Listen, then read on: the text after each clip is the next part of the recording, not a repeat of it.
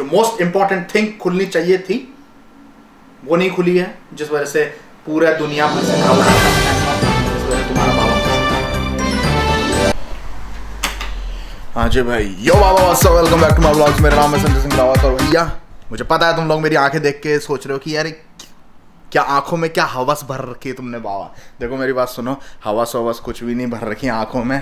जो सीधा साधा फंडा है, जो चीज़ चल रही है तुम्हारे बाबा के साथ, वो ये है कि मैं तुम्हें क्या बताऊँ, तुम खुद जाके देख लो तुम्हारा बाबा क्या कर रहा है पिछले 3 दिनों से वीकेंड में। आज मंडे है बाय द वे, ऑफिस का काम चालू है, जाओ देख के आओ। Flashback. Show them around Amy, show them around, show them around, close the tab. You can't match with Demi right now, she is focused.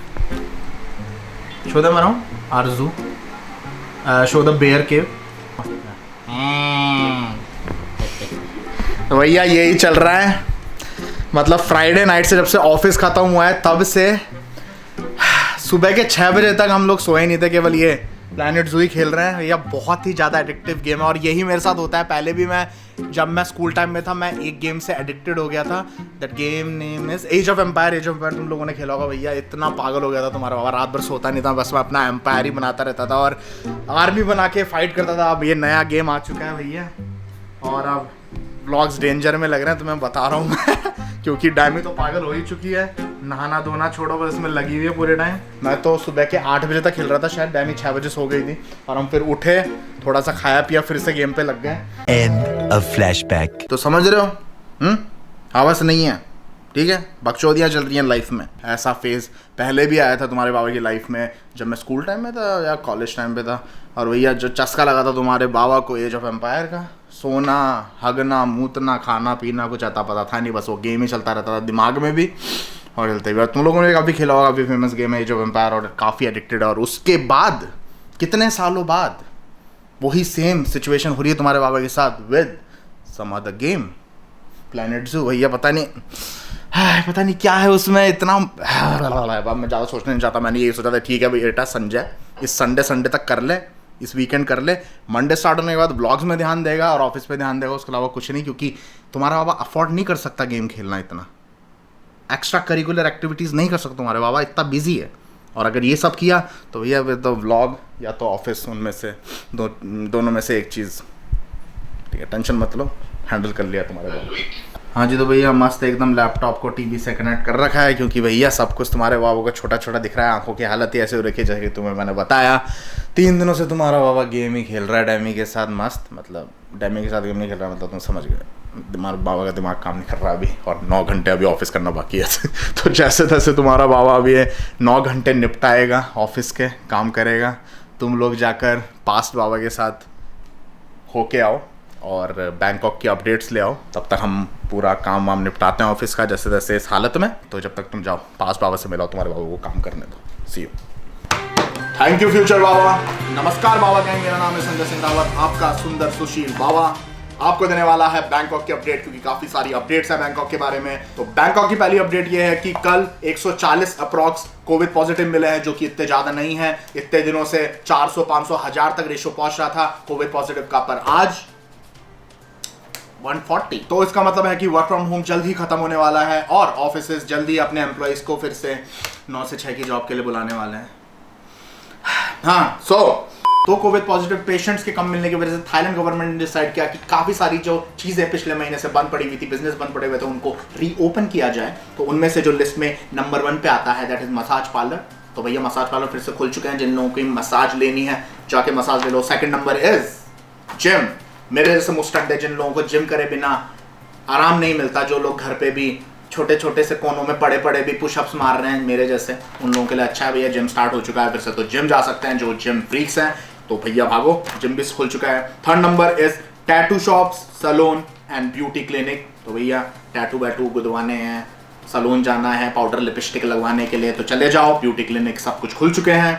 Fourth number is arcade जाना है, खेलना है गेम वेम, पिंग पोंग कुछ balls खेलनी है। And you want to play what we call that डैमी।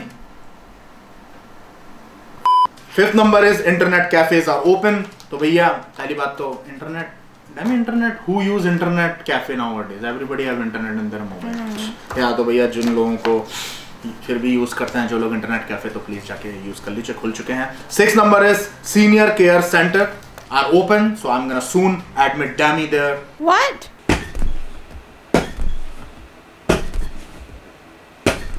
Marriage halls, meeting rooms, अगर आपको बुक कराने हैं, शादी वादी करनी है भैया, कोई थाई लड़की से या किसी से भी शादी करनी है तो जाके कर सकते हो, सब खुल चुके हैं, बुकिंग करा सकते हो। बट 300 लोगों से ज्यादा अलाउड नहीं है। तो भैया अगर इंडियन बारात जिसमें 2-3 हज़ार लोग आते हैं ना, नहीं, 300 मैक्सिमम।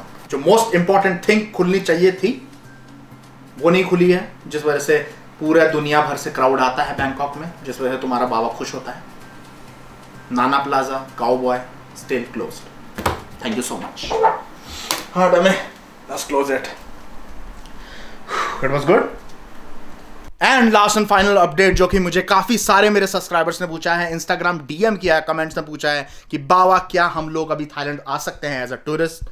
तो देखो, अभी आना तो बिल्कुल भी पॉसिबल है ही नहीं थाईलैंड, ठीक है। और जैसे कैसे मैंने किसी लोगों से सुना है, मुझे पता नहीं है सच है या झूठ है, पर मैंने सुना है कि लोग आ रहे हैं, दुबई से होते वक्त आ सकते हो, तुम होते हुए आ सकते हो, तो मैंने सुना है ऐसा, आई डोंट नो, पक्का नहीं है तो मेरे don't quote me on that.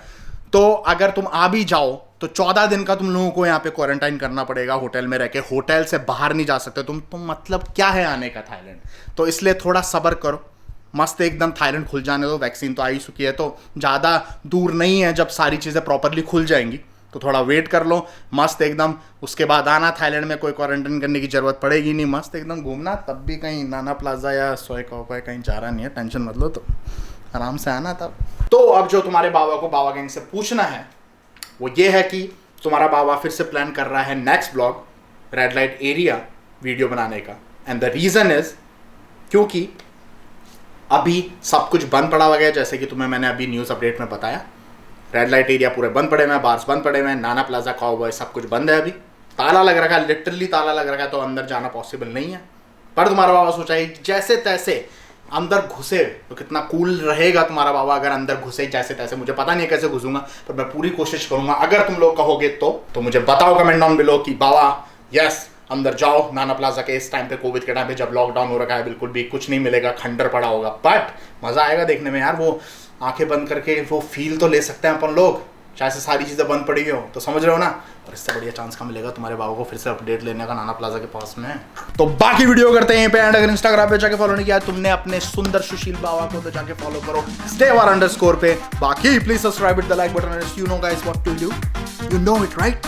Comment down below करो यार, बताओ तुम्हारे बाबा को कि जाओ नाना प्लाजा जाओ, देख क्या है सिचुएशन बाकी।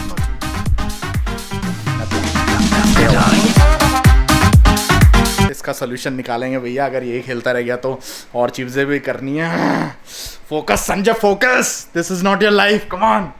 Hey Rami, make that. Okay, bye. Let me play blind. Let's do.